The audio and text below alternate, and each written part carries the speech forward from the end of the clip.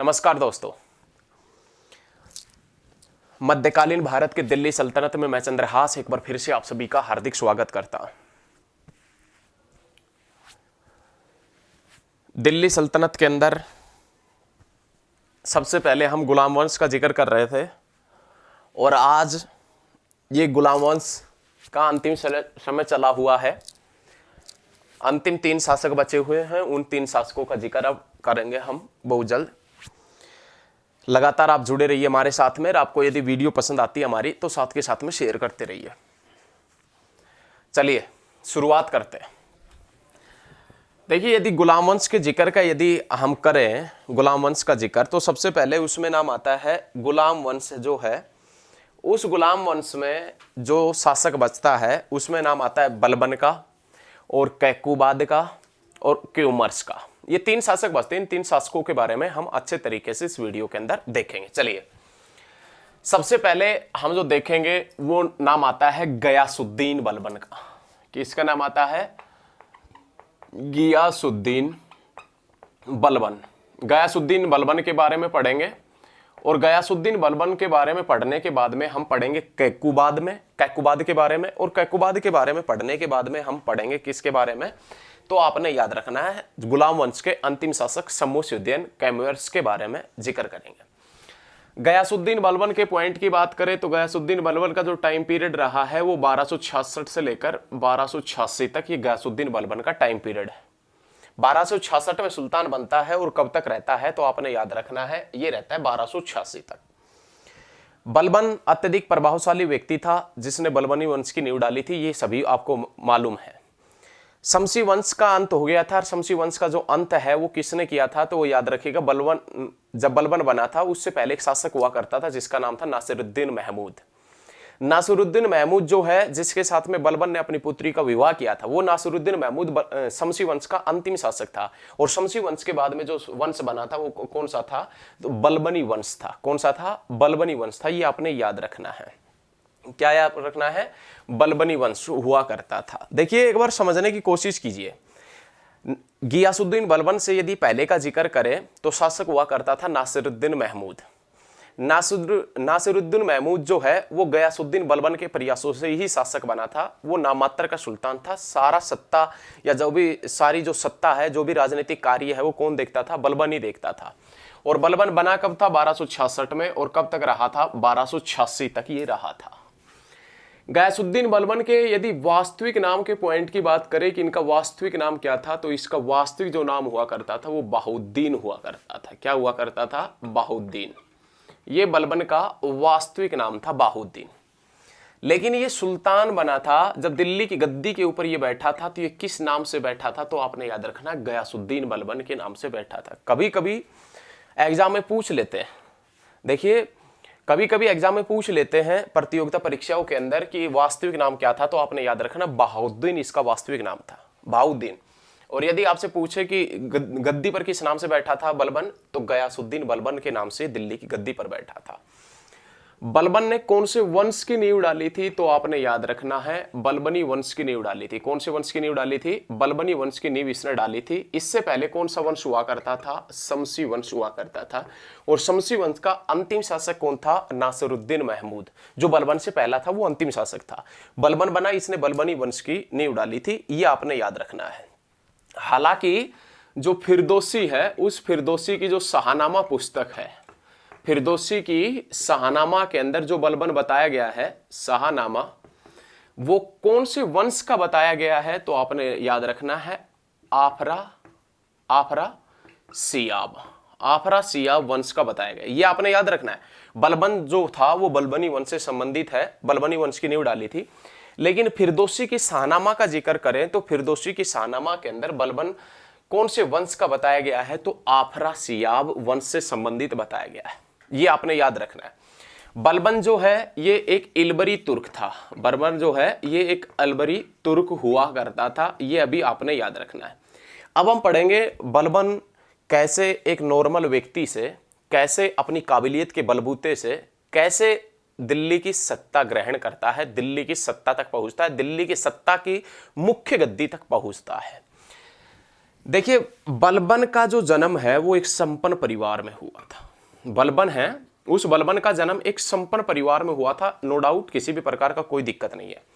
बलबन का जन्म एक संपन्न परिवार में हुआ था, लेकिन युवा अवस्था के दौरान ही बलबन को मंगोलों के द्वारा, मंगोल जो आक्रमणकारी थे उनके द्वारा बंदी बना लिया गया था। यह समझने की कोशिश आप कीजिए।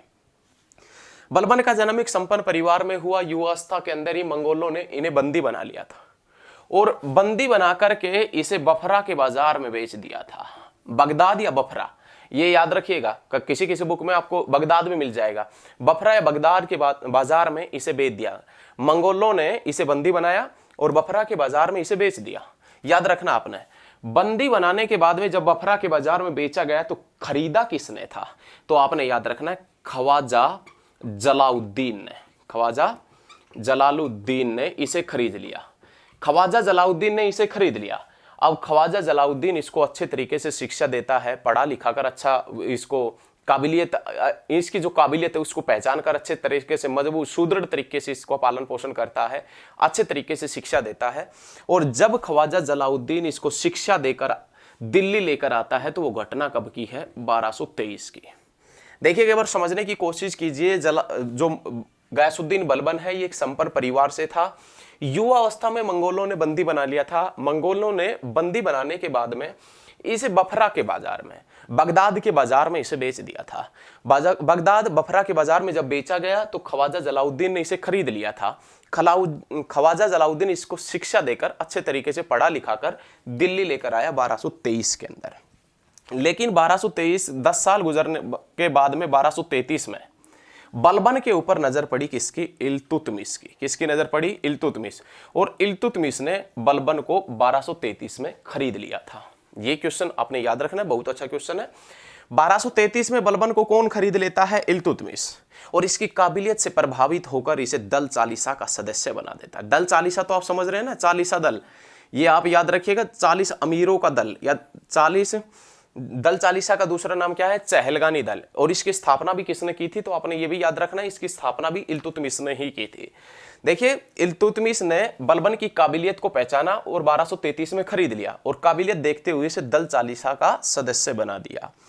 लेकिन वो बात अलग है कि अब तो ये दल चालीसा का सदस्य बना दिया गया था, परंतु एक समय ऐसा आया कि बलबन जब दिल्ली का सुल्तान बनता है तो उसने दल चालीसा को नष्ट ही कर दिया था, क्योंकि ये दल चालीसा थोड़ी सी चतुराई करता था, राजनीतिक ज्यादा हस्तक्षेप करने लगा था। इल्तुतमिश ने चालीसा दल का गठन इसलिए किया था ताकि शासन व्यवस्था को सुदृढ़ तरीके से चलाया जा सके। 40 जो अमीर अधिकारी थे उनको सुव्यवस्थित तरीके से उसका मतलब सभी की सुनकर और अपने मन की कर सके, जो सुल्तान वगैरह है वो अपने मन की कर सके। वो तो एक तरीके से आईएएस का काम करते थे, आईएएस जो सरकार के अंदर होते हैं, आईएएस आईपीएस का काम करते थे। जो 40 तुर्क अमीर थे उनका काम था वैसे सरकार को बताना किस प्रकार से कार्य करना है, बाकी जो सुल्तान करेगा वो होगा। लेकिन ये बाद में ये जो दल था ना, ये इतना हैवी हो गया था कि सुल्तान तो वैसे ऐसे ही बैठा रहे, जो करेंगे वो हम करेंगे। इस प्रकार से मतलब इसका हम गणना कैसे कर सकते हैं, कौन से देशों से कर सकते हैं? जहां पर सैन्य शासन होता है ना, उन देशों से कर सकते हैं कि सेना प्रधानमंत्री को भी तख्ता पलट वगैरह करवा देती है। तो इस प्रकार से उन देशों से इसकी तुलना कर सकते हैं जहां पर सैन्य शासन होता है। दल चालीसा पहले तो इल्तुतमिश ने गठन किया था नॉर्मल तरीके से शासन को सुदृढ़ तरीके से चलाने के लिए, लेकिन ये दल चालीसा एक दिन इतना हैवी हो गया था, ये सुल्तान के ऊपर हैवी होने लगा था। लेकिन जैसे ही बलबन बनता है सुल्तान, दल चालीसा का ही नष्ट कर देता, दल चालीसा का ही इलाज कर देता अच्छे तरीके से। दल चालीसा का नष्ट कर दिया। दूसरा, इल्तुतमिश के सभी परिवार के सदस्यों को मरवा दिया था। किसने? गयासुद्दीन बलबन ने। याद रखिएगा। देखिए, इल्तुतमिश को इसकी काबिलियत से खुश होकर इल्तुतमिश ने बलबन की काबिलियत से खुश होकर इल्तुतमिश ने इसे खरीदा था 1233 के अंदर। लेकिन बाद में इल्तुतमिश के सारे परिवार के सदस्यों को इसने मरवा दिया था और दल चालीसा को भी नष्ट कर दिया था। ये याद रखिएगा। और ये घटना कब की है? सुल्तान बनने के बाद, 1266 के बाद की घटना है। अच्छे तरीके से पढ़े, नो डाउट, किसी भी प्रकार का कोई दिक्कत नहीं आएगा। अच्छे तरीके से, बेहतरीन तरीके से हम आपको पढ़ाएंगे, किसी प्रकार का दिक्कत नहीं है। समझ में, बस आपको समझ में आना चाहिए। समझ में आ रहा है ना? तो बस। और देखिए, अच्छी बातें समझ में बहुत कम आती है। पढ़ाई की बातें जो है और अच्छी बातें है ना, ये समझ में बहुत कम आती है, और वैसी बातें हो आपके समझ में बहुत जल्दी आ जाएगी। तो पढ़ाई ऐसी कोई है, ऐसे ही सभी बस सभी को जी के आने लगे तो बस चल जाएगा काम, सभी होनहार बन जाएंगे। होनहार वही बनेगा जो लगातार मेहनत करेगा। अच्छी बातें सभी को समझ में नहीं आती, अच्छे कार्य सभी को पसंद नहीं आते हैं। जितना आप मेहनत करेंगे उतना आप चमकेंगे। चलिए नेक्स्ट क्वेश्चन की तरफ बढ़ते हैं। अब बलबन को 1233 के अंदर आपको सभी को मालूम है कि किसने खरीद लिया था, इल्तुतमिश ने।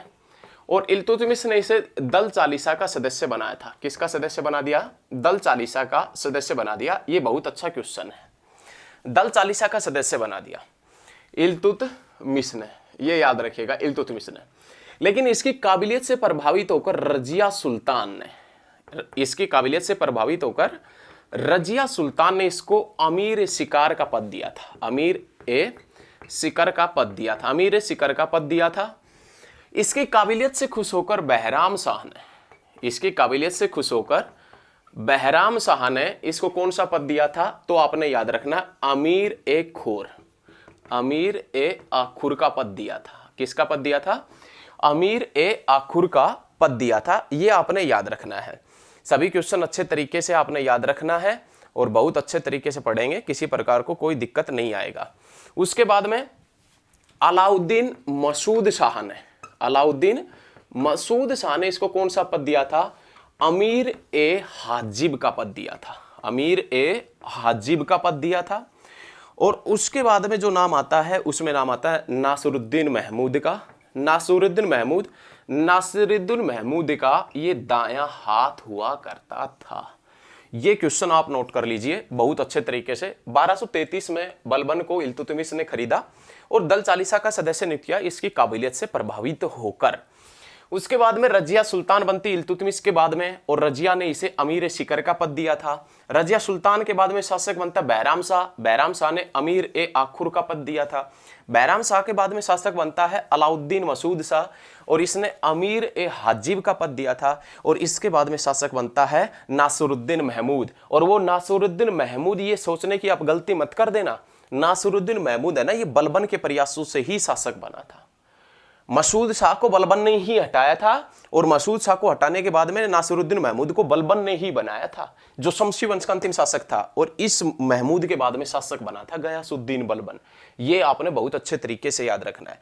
ये तो महमूद का जो दायां हाथ था वो कौन था? बलबन। दायां क्या, सारा ही हाथ बलबन था। जो कार्य बलबन कहता था वही कार्य नासिरुद्दीन महमूद करता था। ये क्वेश्चन आपने बहुत अच्छे तरीके से याद रखने हैं और इन क्वेश्चनों को आप तुरंत नोट कीजिए, तुरंत नोट करें, जल्दी से इन क्वेश्चनों को नोट करिए। आप बहुत अच्छे तरीके से पढ़ रहे हैं, किसी प्रकार का कोई दिक्कत है ही नहीं।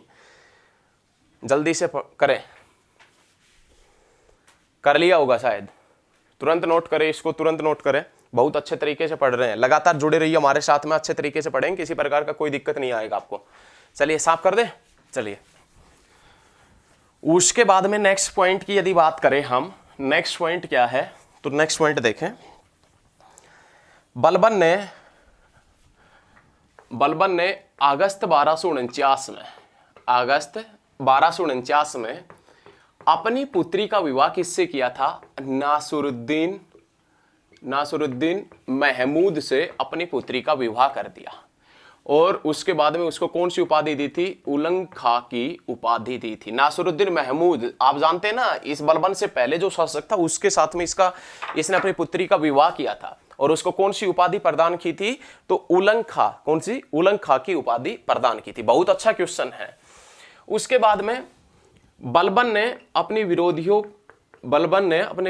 के लिए, विरोधियों की समाप्ति के लिए, ये याद रखना, बलबन ने अपने विरोधियों की समाप्ति के लिए एक नीति अपनाई और वो नीति कौन सी थी? लोह व रक्त नीति, लोह व रक्त नीति।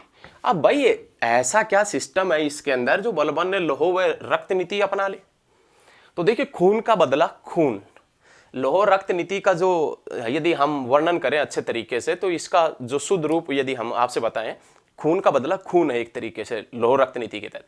जो बलबन का विरोधी है वो मारा जाएगा, जो बलबन का विरोध करेगा वो मारा जाएगा, जो जनता बलबन का विरोध करेगी वो अपनी जान से हाथ धो बैठेगी। ये इसका मुख्य उद्देश्य था। वैसे जनता विरोध नहीं करती थी, और जो छोटे छोटे सरदार वगैरह होते थे, अमीर तुर्क वगैरह होते थे, वो विरोध करेंगे, मारे जाएंगे। बलबन ने अपने विरोधियों के लिए रोह व रक्त की नीति का पालन किया, अनुपालन किया। ये याद रखना है, रक्त नीति, खून का बदला खून। उसके बाद में लौह व रक्त नीति के तहत बलबन करता क्या था? लौह व रक्त नीति के तहत बलबन जो है ये अपने विरोधियों की हत्या कर देता था। अब विरोधियों की यदि हत्या बलबन ने कर दी तो कौन बच गए पीछे? उनके बीवी बच्चे बच गए। उन बीवी बच्चों को अपना गुलाम बना लेता था। याद रखिएगा, लौह व रक्त की नीति है वो था अपने विरोधियों की तो हत्या कर देता था और उनके बीवी बच्चों को क्या बना लेता था? गुलाम बना लेता था। समझ में आ रहा है ना? बहुत जानदार मस्त तरीके से पढ़ेंगे, बस आप लगातार हमारे साथ में बने रहिए। उसके बाद में बलबन ने अपने राज्य में देवीय सिद्धांत का प्रतिपादन किया। बलबन ने अपने राज्य के अंदर देवीय सिद्धांत का प्रतिपादन किया। देवीय सिद्धांत ये आपने याद रखना भाई, अपने राज्य के अंदर उसने देवीय सिद्धांत का प्रतिपादन किया था। किसने? बलबन ने किया था। और इस देवीय सिद्धांत के प्रतिपादन के अनुसार बलबन ने अपने आप को नियाबत ए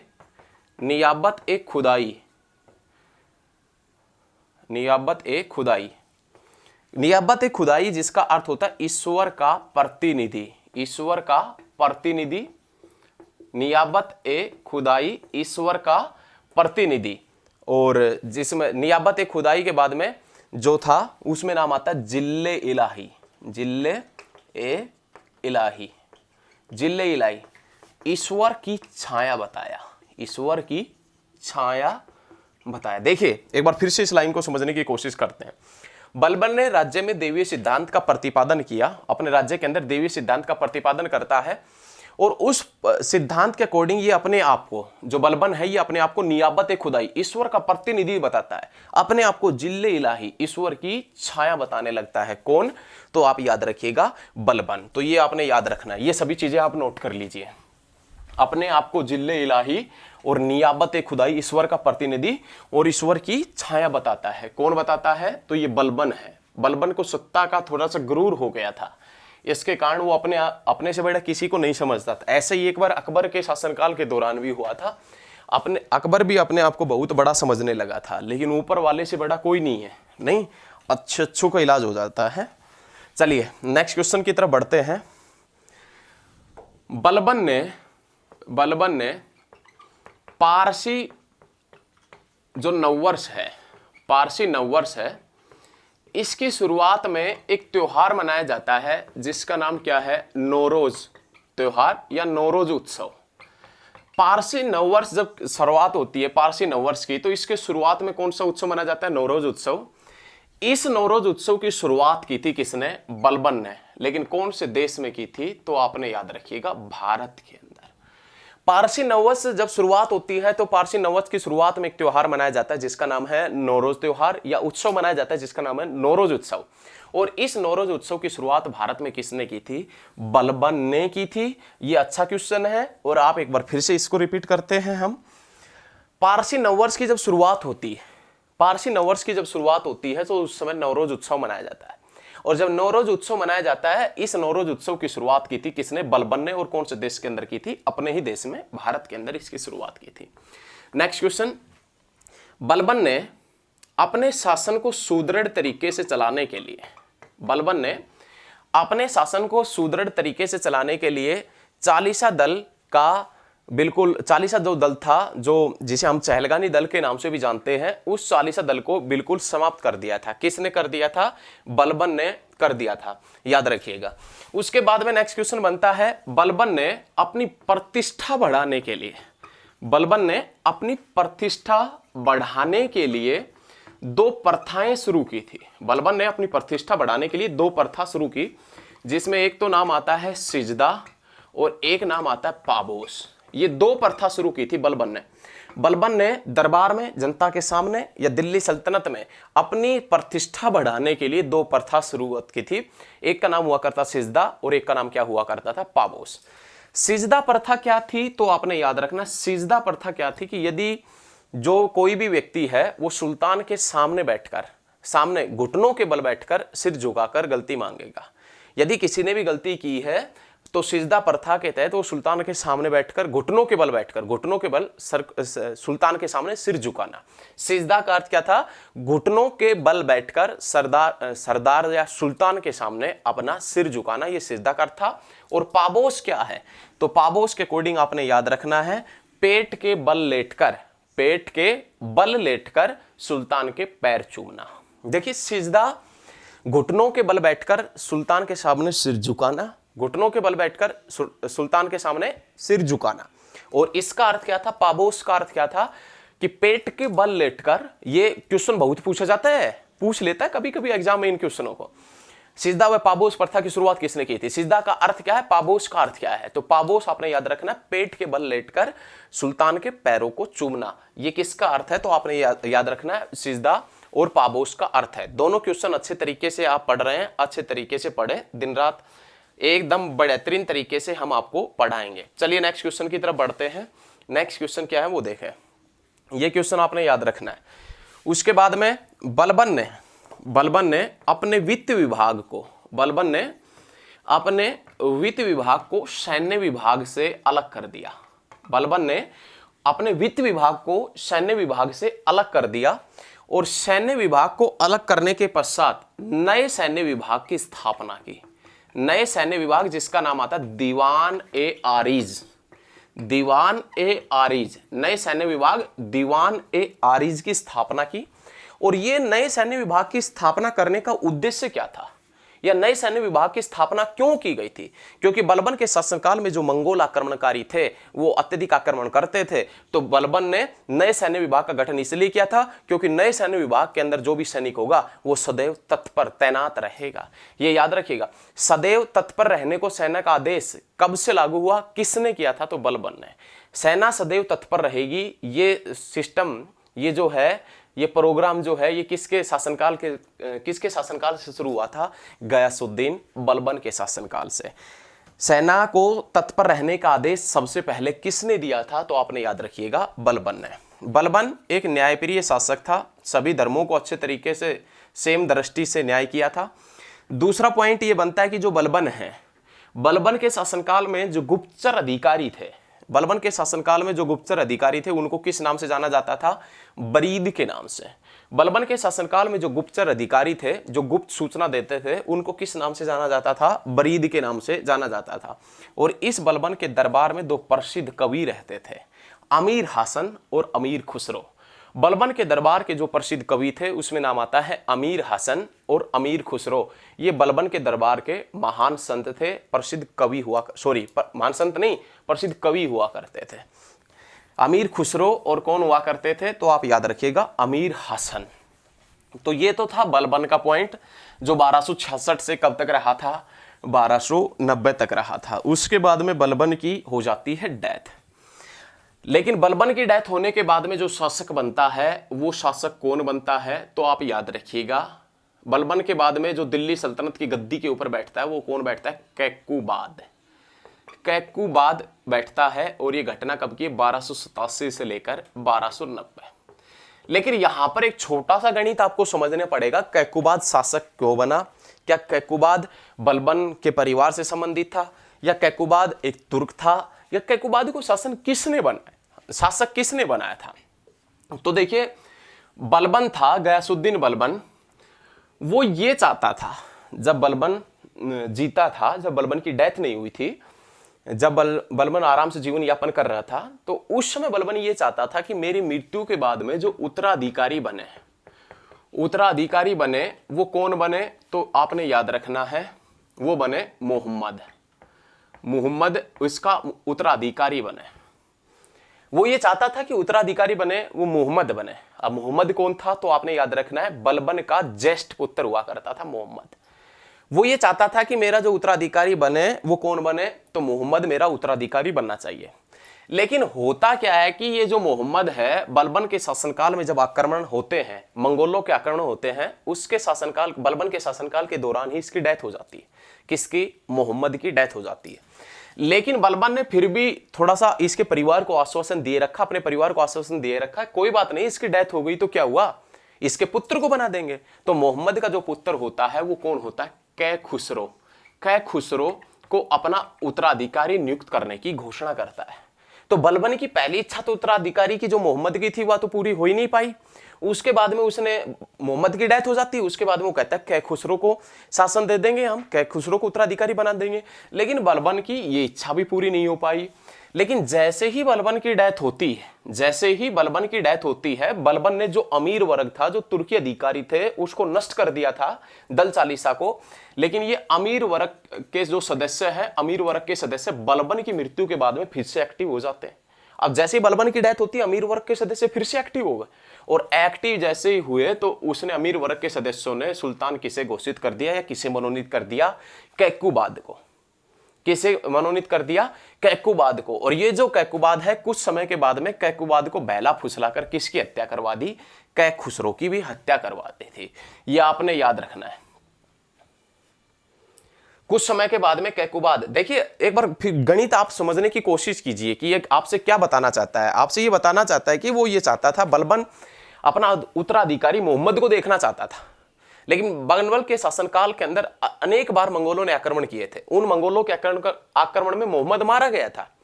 लेकिन बलबन ने फिर कहा कि मोहम्मद के पुत्र के खुसरो को शासक बना देंगे। इसी बीच बलबन की डेथ हो जाती है, और बलबन की डेथ हो जाती है तो अमीर वर्ग फिर से एक्टिव हो जाता है। इस अमीर वर्ग की का नष्ट कर दिया था किसने? बलबन ने। और एक्टिव होने के बाद में जो के खुसरो है, इसको हटाकर किसको शासक बना दिया जाता है? कैकुबाद। और कैकुबाद शासक रहा था कब से कब? 1287 से लेकर 1290 तक कैकुबाद शासक रहा था। ये आपने याद रखना है। लेकिन कैकुबाद को शासक बनाने के अंदर, कैकुबाद को सुल्तान बनाने में जो महत्वपूर्ण भूमिका निभाई थी, वो दिल्ली के मलिक फखरुद्दीन ने महत्वपूर्ण भूमिका निभाई थी। बाद में ये जो अमीर वर्ग है, ये इसको भड़काते हैं, किसको? कैकुबाद को, कै खुसरो की हत्या कर देते हैं। उसके बाद में जो अंतिम शासक बनता है वो बनता है क्यूमर्स, शमसुद्दीन क्यूमर्स। कौन था? शमसुद्दीन क्यूमर्स। ये दिल्ली सल्तनत का अंतिम शासक है। दिल्ली सल्तनत नहीं, गुलाम वंश का अंतिम शासक है, दिल्ली सल्तनत का नहीं। 1290 के अंदर ये अंतिम शासक बनता है। होता क्या है कि कैकुबाद को अमीर वर्ग हटा देता है, और हटाने के बाद में किसे मनोनीत करता है? क्यूमर्स को ये सुल्तान मनोनीत करता है। लेकिन उस समय जो क्यूमर्स है, ये नाबालिग ही बताया जाता है, उस समय ये नाबालिग ही था। लेकिन अमीर वर्ग की कोई बात कैकुबाद ने नहीं मानी होगी, अमीर वर्ग को ये हटा देते हैं।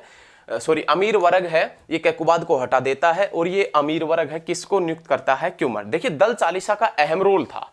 दल चालीसा जो चहलगानी दल था जिसकी स्थापना इल्तुतमिश ने की थी, उस दल चालीसा का सुल्तान बनाने में अहम रोल था। अब आप देख रहे हैं दोनों सुल्तानों के अंदर अमीर वर्ग महत्वपूर्ण भूमिका निभा रहा है। ये दल चालीसा, ये अमीर वर्ग। इस अमीर वर्ग के प्रयासों से शासक बनता है क्यूमर्स। और क्यूमर्स का जो संरक्षक होता है, वो संरक्षक किसे नियुक्त किया जाता है?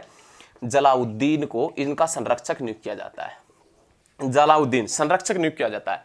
अब ये जलाउद्दीन जो है, ये अत्यधिक पावरफुल व्यक्ति था। दल चालीसा और क्यूमर्स, दल चालीसा ने संरक्षक नियुक्त किया था जलाउद्दीन को, किसका? क्यूमर्स का। अब ये जलाउद्दीन जो खिलजी है, जलाउद्दीन खिलजी, और ये जो दिल्ली का अंतिम जो दिल्ली का नहीं, गुलाम वंश का जो अंतिम शासक है, ये दिल्ली से बाहर चले जाते हैं। और दिल्ली से बाहर कहां पर चले जाते हैं? बहरपुर के अंदर। और जब दिल्ली से बाहर ये बहरपुर चले जाते हैं तो जनता के बीच में एक संदेश जाता है।